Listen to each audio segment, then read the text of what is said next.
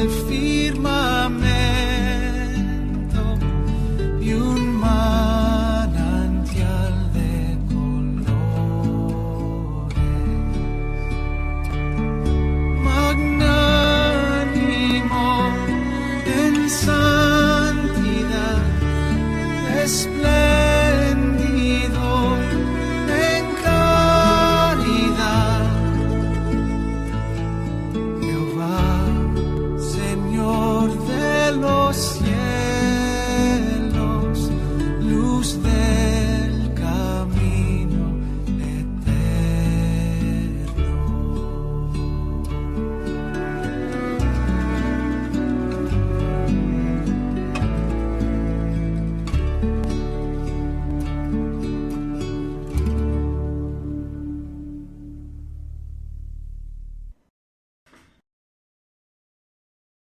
Bienvenidos a su programa El Mensaje Luterano. Este programa es producido por la Iglesia Luterana Confesional de Colombia, Wels. Si deseas tener algún contacto con alguno de nuestros pastores o congregaciones, puedes contactarte al número celular 316-806-2109. Allí te daremos cualquier información que necesites respecto a nuestras congregaciones y pastores que están ubicados en las ciudades de Medellín, Quibdó, Santa Marta, Manizales y en Armenia. Vamos a iniciar nuestro estudio con oración en el nombre del Padre, del Hijo y del Espíritu Santo. Amén. Señor Dios de los cielos, gracias porque tú eres nuestro Señor. Gracias porque tú viniste a morir por nosotros en la cruz. Gracias te damos por esa misericordia que muestras para con cada uno de nosotros. Y sobre todo, en estos días de la Semana Santa, permite de que el Espíritu Santo sea nuestro principal guía y maestro. Permite que meditemos sobre tu palabra. Permite de que el Espíritu Santo nos dé esa confianza de que somos perdonados únicamente por la obra que Cristo Jesús hizo en la cruz. Ponemos en tus manos a cada creyente, a cada aquel que escucha este mensaje de salvación, para que tú, Señor, seas animándolos y fortaleciéndolos en la fe. Todas estas cosas las ponemos en manos de Cristo Jesús. Amén. Muchos de ustedes se preguntarán, ¿qué hizo Jesús en la última semana que vivió? Y podemos comprobar con la Biblia lo que él hizo el lunes santo, martes santo. La Biblia no registra ninguna actividad de Jesús el miércoles santo. Lo más posible es que estuvo alejado, dedicado a la oración, a la meditación. Y igualmente sabemos lo que la Biblia nos dice, lo que hizo el jueves y viernes santo. Hoy vamos a concentrarnos en lo que hizo nuestro Señor el lunes santo. Ese lunes Jesús caminaba hacia Jerusalén. Como tenía mucha hambre, se acercó a una higuera, y es una clase de higuera que produce higos en invierno, y la encontró sin fruto. Por eso vamos a escuchar del evangelista cómo él maldijo el árbol. Y también vamos a aprender de que no fue una acción de ira, sino fue una demostración simbólica y profética. En una ocasión anterior, Jesús había contado una parábola acerca de una higuera infructuosa, o sea, una higuera que no da frutos. Ahora gráficamente ilustró la misma verdad espiritual. Israel tenía la forma externa de la piedad, pero por dentro les faltaban los frutos del arrepentimiento y la fe hacia el juicio de Dios que estuvo sobre ellos.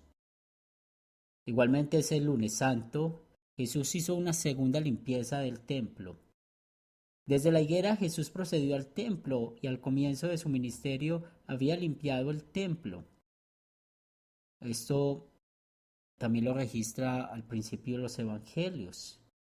Ahora, al final tuvo que volver a hacerlo. En todas partes se vio la avaricia en vez de la adoración y alabanza irónica.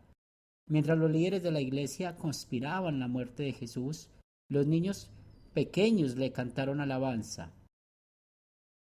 El lunes de la Semana Santa llegó y terminó, y Jesús regresó a Betania a dormir.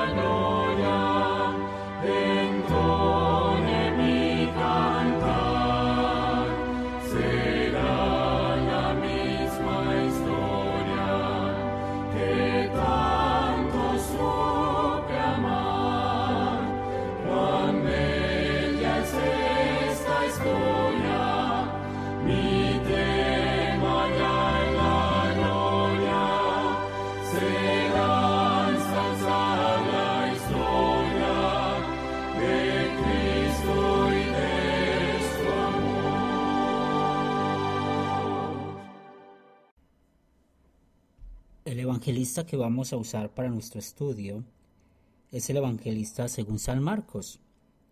En el capítulo 11, versículos del 12 al 19, encontramos lo que hizo Jesús el lunes santo. Dice la palabra de Dios: al día siguiente, cuando salieron de Betania, tuvo hambre, y viendo de lejos una higuera que tenía hojas, fue a ver si tal vez hallaba en ella algo.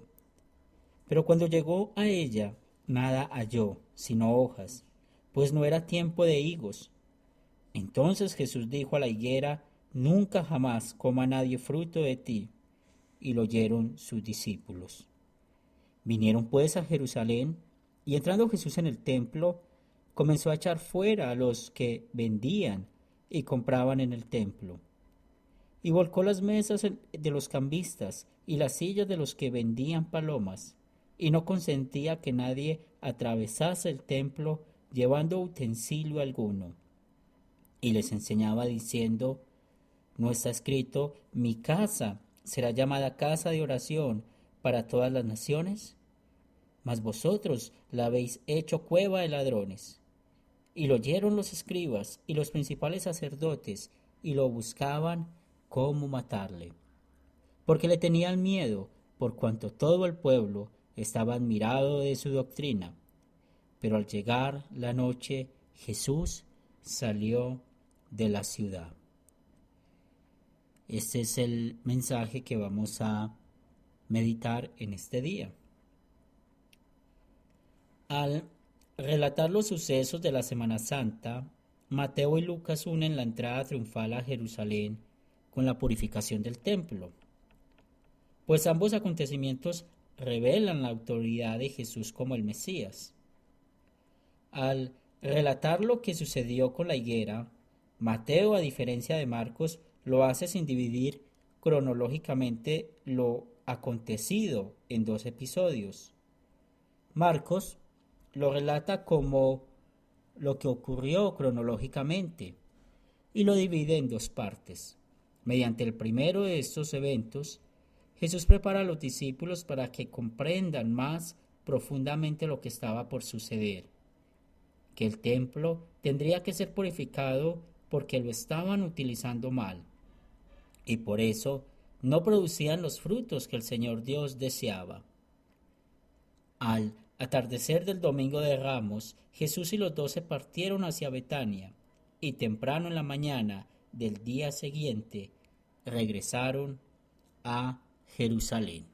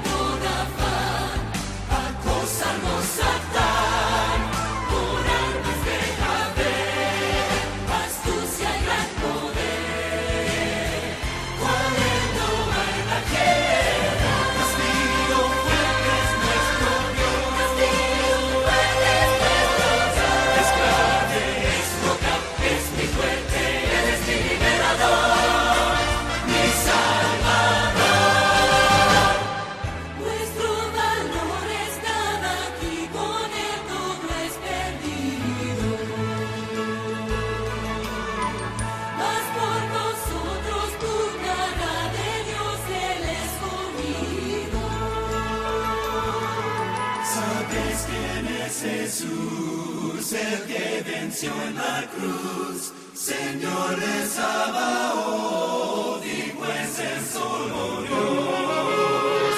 El que en la batalla, castillo fuerte es nuestro Dios. Castillo fuerte es nuestro Dios. Refugio La torre, es fuerte, roca, Él salva, el guía, Él salva, es Dios. aunque estén demonios, mi pronto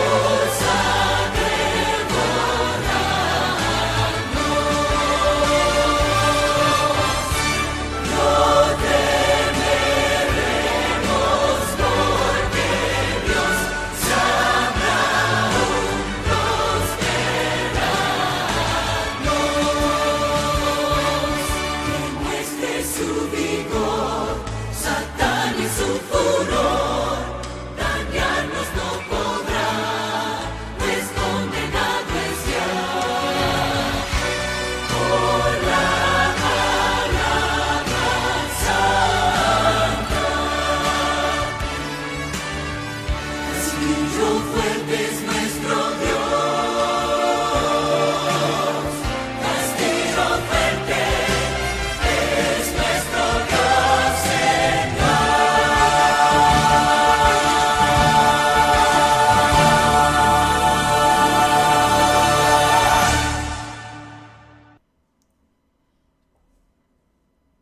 Habiendo salido sin desayunar, Jesús estaba hambriento, lejos a un lado del camino, y por ende sin propietario, había una higuera cubierta de follaje. Como en esos árboles la aparición de los frutos precede a las primeras hojas, Jesús tenía toda la razón para esperar que encontraría algunos higos que pudieran comer.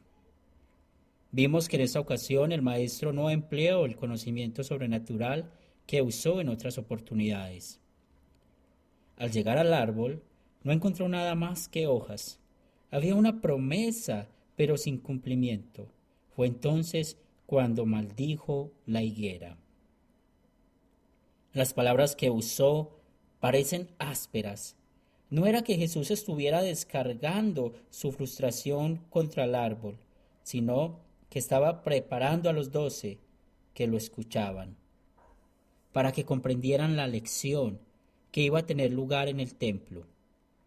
A la mañana siguiente de esa enseñanza que iban a tener, la aplicación en la propia vida de los discípulos al hacerles saber que, habiéndoles bendecido, era justo que esperara que a su debido tiempo dieran el correspondiente fruto. Mediante la purificación del templo, Jesús llamó públicamente la atención del pueblo de Dios al hecho de que los que tienen autoridad, los sacerdotes y el Sanedrín, habían profanado la casa de Dios de acuerdo con la ley mosaica. Los animales que habrían de ofrecerse como sacrificio tenían que ser ceremonialmente limpios. Para pagar el impuesto del templo, los peregrinos tenían que cambiar el dinero de los países extranjeros, de donde provinieran, por la moneda en que era lícito efectuar ese pago. Pero eso no se debía hacer en algún área del templo, es decir, en el atrio de los gentiles, pues era el único lugar de la casa de Dios donde los gentiles se podían reunir para decir sus oraciones, oír la palabra de Dios y meditar. En esa área, llena de animales, sus ruidos y sus olores, además del tintineo de las monedas y de la gritería de los cambistas, era casi imposible que tan nobles propósitos se pudieran llevar a cabo. Pero peor aún, los que tenían permiso de las autoridades del templo para llevar a cabo las actividades mercantiles de allí, imponían precios exorbitantes. Los gentiles se veían despojados del único sitio del templo desde donde les era permitido adorar a Dios. Este lugar sagrado había sido transformado en un mercado común, y la situación clamaba al cielo en busca de solución. Ese estado de cosas era todavía más crítico, ya que 3 años atrás Jesús había purificado el templo. La lección de lo que hizo en aquella ocasión no había sido aprendida, y con la plena aprobación de las autoridades, las malas costumbres habían sido reinstauradas. Por ello, el Señor, en su celo por la casa de su Padre, se dio a la tarea de convertirla nuevamente en un sitio que le agradara a Dios.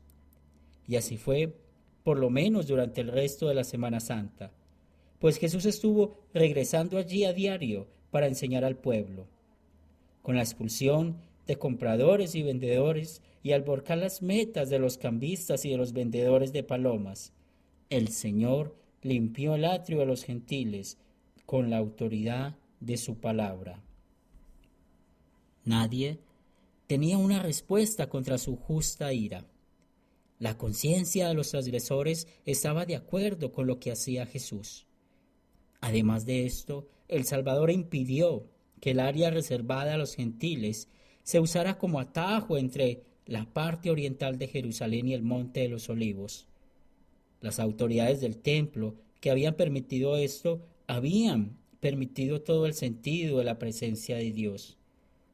Por extraño que parezca, esta prohibición fue incluida en el Talmud judío. Cuando se restableció la calma, Jesús amplió lo que había dicho mientras cumplía su tarea purificadora, llamando la atención hacia las escrituras que los profanadores habían ignorado. Primero citó a Isaías capítulo 56, versículos 6 y 7,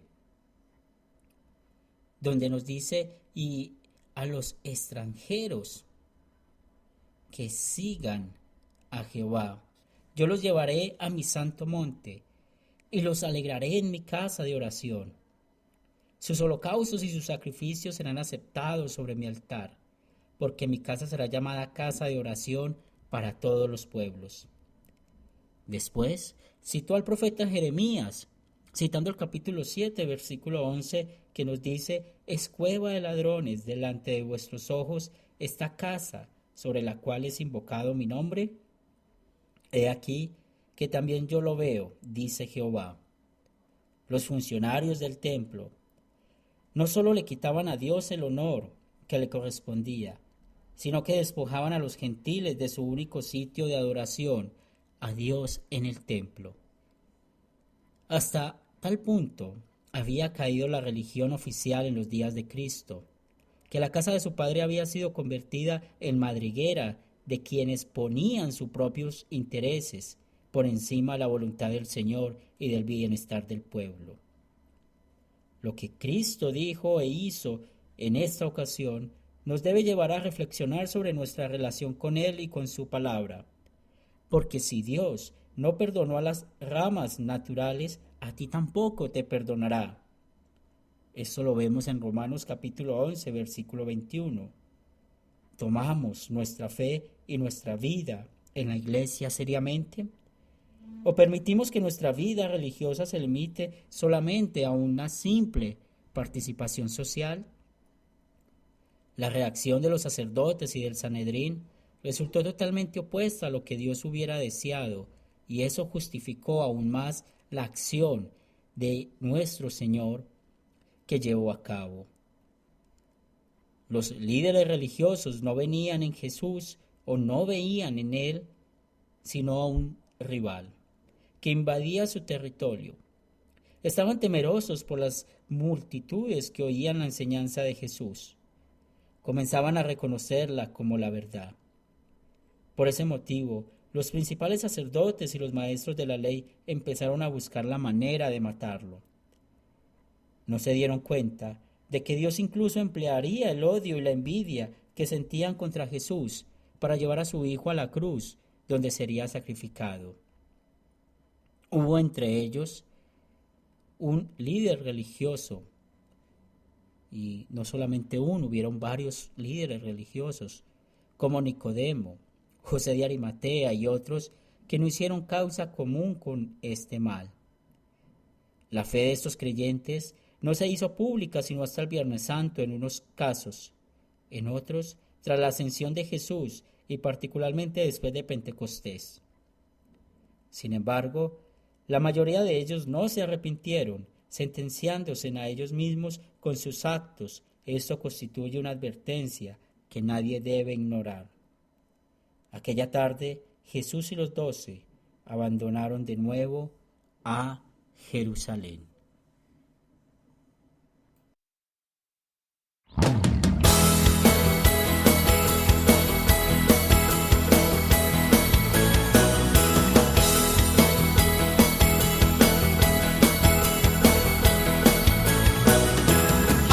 Colina fuera del mar, todo el día Cristo quiso enseñar.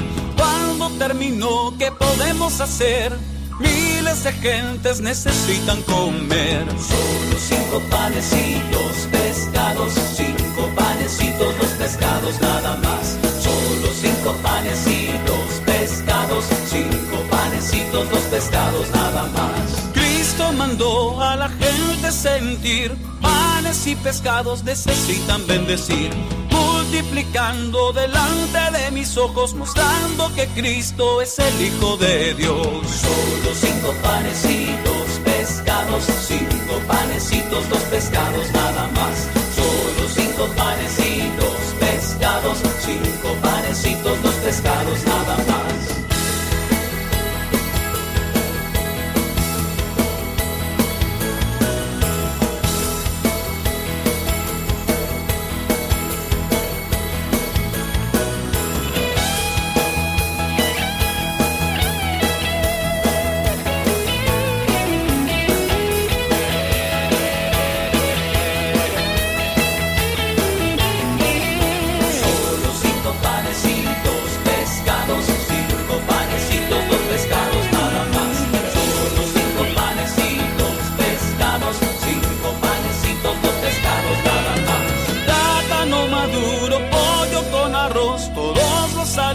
Son regalo de Dios, poniendo los platos delante de mis ojos, cada día más comida, demos gracias a Dios. Solo 5 panes y 2 pescados, 5 panecitos, 2 pescados nada más. Solo 5 panes y 2 pescados, 5 panecitos, 2 pescados nada más. Poniendo los platos delante de mis ojos, cada día más comida, demos gracias a Dios. Poniendo los platos delante de mis ojos, desayuno, almuerzo y cena, demos gracias a Dios. Solo 5